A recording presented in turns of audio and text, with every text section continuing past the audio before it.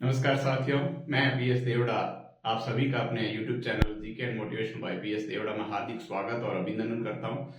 आज अपन बात करेंगे, वो टॉपिक मैंने लिख रखा है, उस टॉपिक पे अपन बात करेंगे। मैंने ये टॉपिक जो लिख रखा है प्री बीएसटीसी के बारे में, काफी विद्यार्थियों के मैसेज भी थे कि सर आप है वो प्री बीएसटीसी के बारे में हमें एक मोटा मोटा आइडिया या एक थोड़ी सी जानकारी प्रोवाइड कर दें। तो उसके संबंध में है वो आज अपन बात करेंगे। तो सबसे शुरू करते हैं। सबसे पहले जो प्री बीएसटीसी का मैंने एडिंग लगाई, उसमें मैंने क्या है कि सिलेबस लिखा है और सिलेबस को एनालिसिस करेंगे। उसके साथ ही जो चीजें हैं कि भी प्री बीएसटीसी के लिए योग्यता क्या होती है, पात्रता क्या होती है, अच्छा प्री बीएसटीसी करने के बाद का प्रोसेस क्या होता है, जैसे बीएसटीसी कर ली उसके बाद का क्या इसमें जो अपॉर्चुनिटीज रहती है, क्या अवसर रहते हैं, उन सब के बारे में अपन है वो डिटेल में बात करते हैं। तो शुरू करते हैं। प्री बीएसटीसी में मैं सबसे पहले आपको बता दूं कि जो विद्यार्थी, ऐसे विद्यार्थी जिन 12th पास आउट है या जो इस बार 12th दे चुके हैं, बोर्ड का एग्जाम दे चुके हैं, वो सभी इस एग्जाम को देने के लिए योग्यदारी है। और ऐसे विद्यार्थी जिन्होंने ग्रेजुएशन कर दिया है या मान लो ये ग्रेजुएशन के फर्स्ट ईयर, सेकेंड ईयर या फाइनल ईयर में वो भी है वो इसमें दे सकते हैं। लेकिन जो मैं आपको मिनिमम जो क्राइटेरिया योग्यता का जो बता रहा हूं वो है। अच्छा, इसके बाद जो ये प्री बीएसटीसी, एक बीएसटीसी करने के लिए एंट्रेंस एग्जाम है। इसके बाद आप बीएसटीसी करते हैं और बीएसटीसी करने के बाद आप है वो अध्यापक भर्ती परीक्षा प्रथम स्तर यानी लेवल 1 जो तृतीय श्रेणी अध्यापक भर्ती होती है, उस लेवल 1 में आप है वो एलिजिबल माने जाते हैं, वो आप पात्रता हासिल कर लेते हैं। तो उसके संबंध में होता है, प्रतिवर्ष ये करवाया जाता है। इस बार आवेदन है वो अभी शुरू नहीं किए हैं। इसका जो एक मुख्य कारण बताया जा रहा है, 16 अप्रैल को इनके इस संबंध में जो डेट को लेकर है वो मीटिंग थी, वो मीटिंग कैंसिल हो गई क्योंकि लोकसभा इलेक्शन 19 अप्रैल को और उसके बाद 26 अप्रैल को जो है लोकसभा चुनाव हुए, उसके चलते इनकी वो मीटिंग और कैंसिल होने के चलते अभी डेट और आवेदन शुरू नहीं किए हैं। निश्चित रूप से बहुत जल्दी जो आपको परीक्षा तिथि भी देखने को मिलेगी और आवेदन की प्रक्रिया भी है वो शुरू होने की सूचना आपको मिल जाएगी। और जैसे ही ये आपके इंफॉर्मेशन आएगी मैं आपको अपडेट देता रहूंगा। तो शुरू करते हैं। प्री बीएसटीसी में मैं आपको बता दूं साथियों, इसमें 600 अंक का पेपर होता है और नो नेगेटिव मार्किंग है, यानी नकारात्मक अंकन नहीं है। 200 प्रश्न और 600 अंक। कहने का तात्पर्य है प्रत्येक प्रश्न 3 अंक का होता है और किसी तरह का कोई नकारात्मक अंकन नहीं होता है। और इसमें जो काउंसलिंग है वो मैं आपको लास्ट में बताऊंगा कि पिछली बार जो गत वर्ष है वो काउंसलिंग, जो प्रथम काउंसलिंग हुई थी उसकी अनुमानित जो कट ऑफ है वो क्या रही थी। जनरल, ओबीसी, एमबीसी, ईडब्ल्यूएस और एससी एसटी, ये सब मैं आपको अच्छे से बताऊंगा। तो पहले अपन है वो पाठ्यक्रम को एनालिसिस कर लेते हैं, पाठ्यक्रम को समझ लेते हैं। उसके बाद अपन जो बात करेंगे कि एक आइडियल स्कोर क्या रहता है या फिर हमें किस तरह से तैयारी करनी चाहिए, तो उस संबंध में सबसे पहले मैंने लिखा है मानसिक योग्यता 50 प्रश्न आएंगे, प्रत्येक प्रश्न 3 अंक का, तो 150 अंकों का जो है वो वेटेज रहेगा। इसमें क्या होता है कि अगर सामान्य प्रचलन में अपन देखें तो रीजनिंग एक जो शब्द काम में लिया जाता है, वो रीजनिंग इसीलिए काम में लिया जाता है या मेंटल एबिलिटी कह सकते हैं। तो रीजनिंग का मतलब इसमें जो टॉपिक है वो रीजनिंग से रिलेटेड है, जैसे तार्किक योग्यता, विभेदीकरण, समानता, विश्लेषण, तार्किक चिंतन और समरूपता। समरूपता का मतलब है कि दो वस्तुओं में जो है वो आंशिक समानता कह दो या समरूपता कह दो, वो टॉपिक है। ये समानता जो है वो अपने आप विश्लेषण है, एनालिसिस जो समानता है वो रिलेशनशिप, एनालिसिस जो विश्लेषण है वो इस तरह से जो ये आपके है वो 50 प्रश्न बनेंगे और प्रत्येक प्रश्न है वो 3 अंक का होगा, यानी 150 का ये पोर्शन होता है। यहाँ पे मैं आपको साथियों ये बताना चाहूंगा कि आप ज्यादा से ज्यादा इसकी प्रैक्टिस करें, क्योंकि ये एक ऐसा जो पोर्शन है जिसमें आपकी दक्षता जितनी अच्छी होगी उतने आप है वो अंक अर्जित कर सकते हैं। क्योंकि मैंने ऐसे कई विद्यार्थी देखे हैं जिसमें 45 जो है 50 में से 45, 42, 40 ये जो है वो प्रश्न सही हुए हैं। तो कहने का तात्पर्य ये अगर आपके इस तरह से आप सही कर जाते हो तो आपको बहुत एक चांस मिल जाता है कि आगे के आप पोर्शन में है वो लीड कर जाएंगे। और ये सारा जो है वो जितने ज्यादा अंक होंगे उतनी अच्छी आपको कॉलेज अलॉट होगी, नजदीक मिलता है, वो सारी चीजें बाद में अपन बात करेंगे। तो ये जो है वो आप बहुत अच्छे से तैयार करें रीजनिंग पे। और रीजनिंग में फिर बता दूं कि जितनी ज्यादा आपकी प्रैक्टिस होगी उतनी ही ज्यादा आप इस पे है वो जो प्रायोरिटी आपके सही करने की जो है प्रायोरिकता रहेगी। दूसरा जो है और मैंने लिखा है राजस्थान की सामान्य जानकारी। ये आपके सिलेबस में भी ठीक ऐसे ही लिखा है, और अगर इसको अपन समेकित रूप से देखें तो राजस्थान जीके मान सकते हैं। तो राजस्थान जीके के जो प्रश्न है वो भी आपके 50 प्रश्न आएंगे। प्रत्येक प्रश्न है वो 3 अंक का, यानी 150 अंकों का ये भी रहेगा पोर्शन।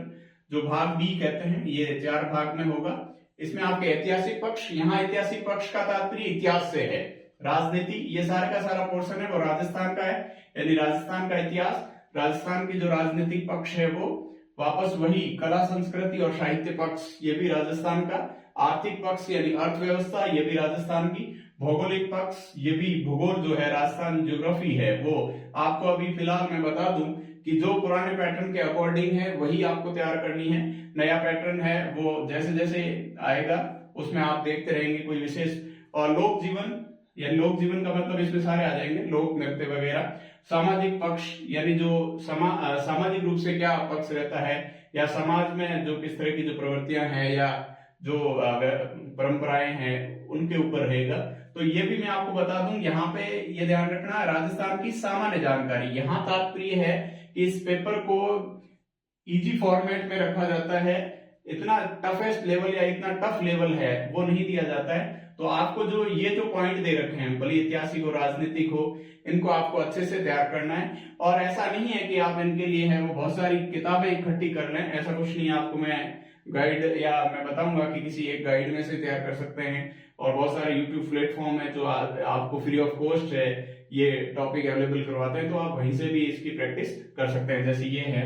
उसके बाद जो तीसरा जो पोर्शन रहेगा सी वाला, इसमें आप ध्यान रखना, इसमें वही 50 प्रश्न, प्रत्येक प्रश्न 3 अंक का, यानी 150 जो है वो अंक रहेंगे आपके।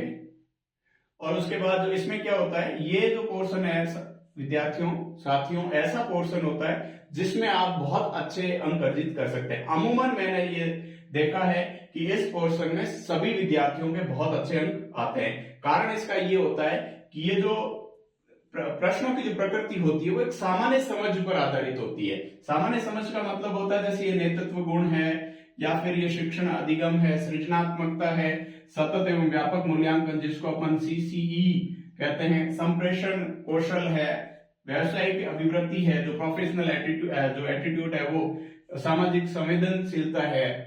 ये सारे के सारे इस तरह के जो प्रश्न है ये आपको अगर सामान्य रूप से आप गत वर्ष के जो प्रश्न है, समझ आधारित स्मृति आधारित जो प्रश्न आते हैं, गत वर्ष के जो प्रश्न है उनकी भी अगर आप अच्छे से प्रैक्टिस करें तो भी आपके ये पोर्शन है वो अच्छे से तैयार हो जाता है। और आप जो कहीं से भी देखते हैं गाइड वगैरह से, तो ये अगर आप आसानी से 1-2 बार पढ़ लेंगे तो आपको एक समझ बन जाएगी।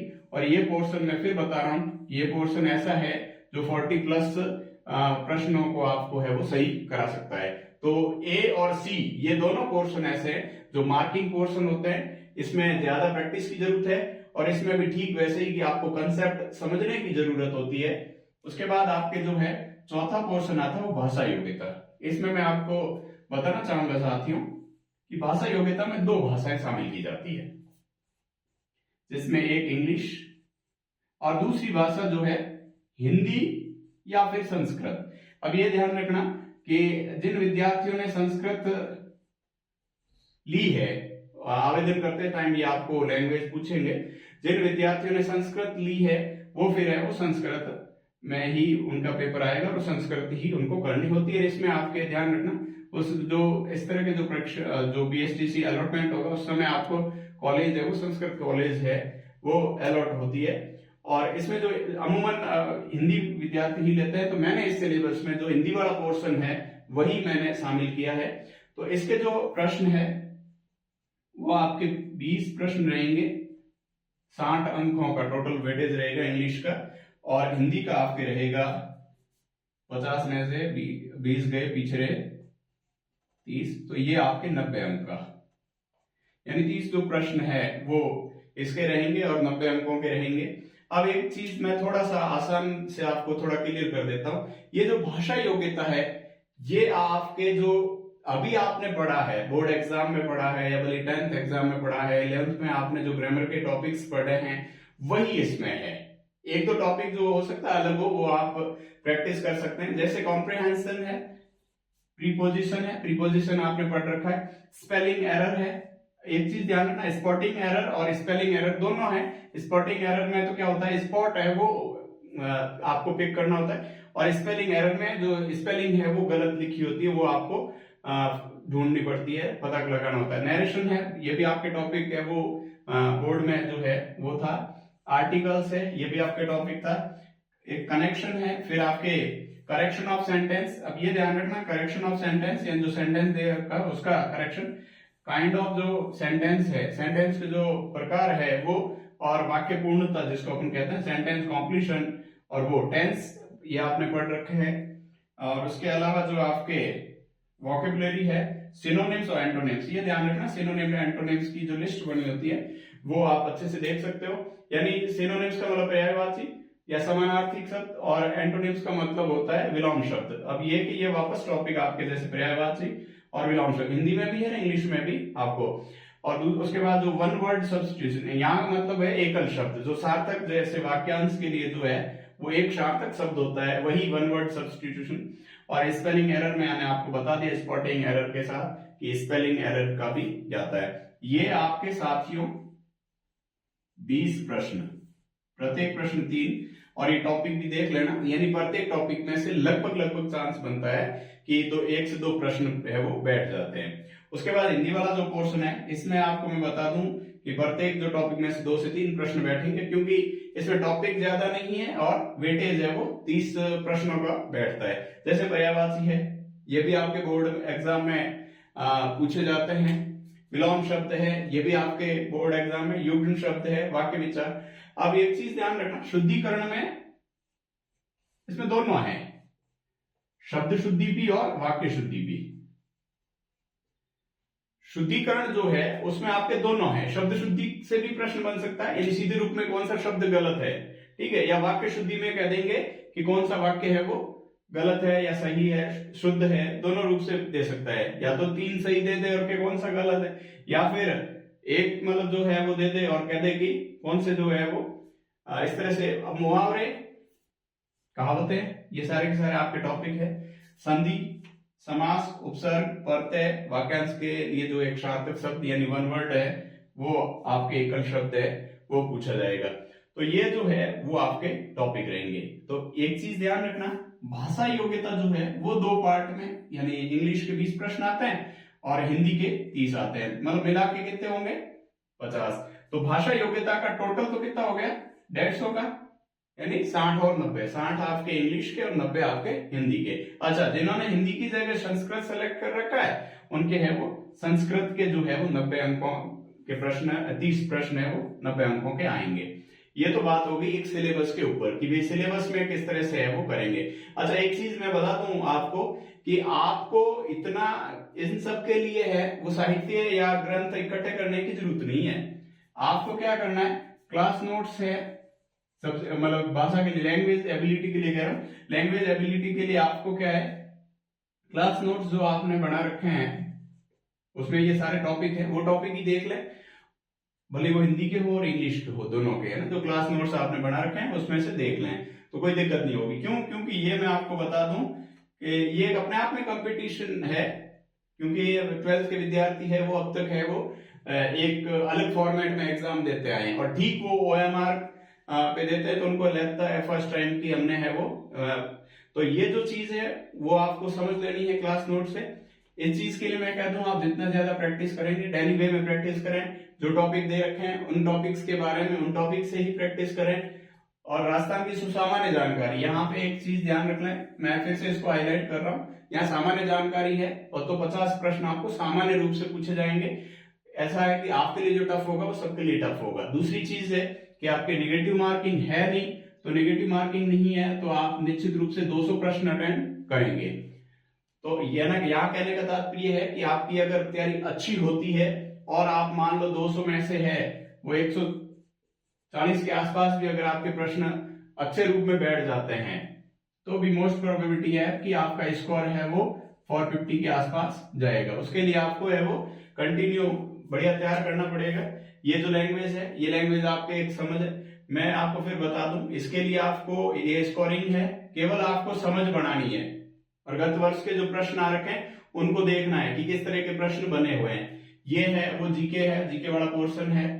ये आपके मेंटल एबिलिटी वाला प्रैक्टिस पे पूरा रहेगा, प्रैक्टिस आपको करनी पड़ेगी। जो टॉपिक्स है मान लो आपको समझ नहीं आते हैं तो आजकल बहुत ज्यादा प्लेटफॉर्म अवेलेबल है, कोई दिक्कत नहीं है, आपको है वो आसानी से आप सर्च करोगे तो भी आपको ये टॉपिक है। और वैसे मॉडल पेपर वगैरह है वो सॉल्व करवाते हैं, तो वहां पे भी आप है उसकी प्रैक्टिस कर सकते हैं। अब अगर बात करें सबसे पहले कि भाई परीक्षा जो है कब तक। अब परीक्षा कब तक का मतलब ये है कि जब पिछली बार जैसे मान लो लेट हो गए थे, 28 अगस्त के आसपास हुई थी वो, ठीक है, जिसकी अभी भी मतलब है वो थर्ड लिस्ट वगैरह अपवर्ड मूवमेंट वगैरह वो चल रहे थे थर्ड लिस्ट का शायद। तो अब इस बार है वो संभावना बन रही है कि या तो जून लास्ट या जुलाई में हो जाए, क्योंकि इस बार भी इलेक्शन थे तो निश्चित रूप से थोड़ा सा डिस्टर्बेंस तो हुआ ही है, तो जुलाई में हो जाए। और ये आवेदन है वो बहुत जल्द शुरू कर देंगे। और इस बार पीटीटी का भी जो है, जिसके पास जिम्मा पीटीटी कराने का है वही इनके पास है, जो वीएमयू के पास, तो ये जो है वो हो जाएगा। उसके बाद मैं बता रहा था कि गत वर्ष की जो है वो फर्स्ट काउंसलिंग की जो कट ऑफ है वो मैं आपको मौखिक रूप से बता देता हूं, या फिर यहां मैं लिख देता हूं जनरल। अब जो गत वर्ष की जो है वो 411 जो जनरल मेल है वो कॉलेज अलॉट हो गई थी फर्स्ट लिस्ट में। 402 जो फीमेल है उसको कॉलेज अलॉट हो गई थी।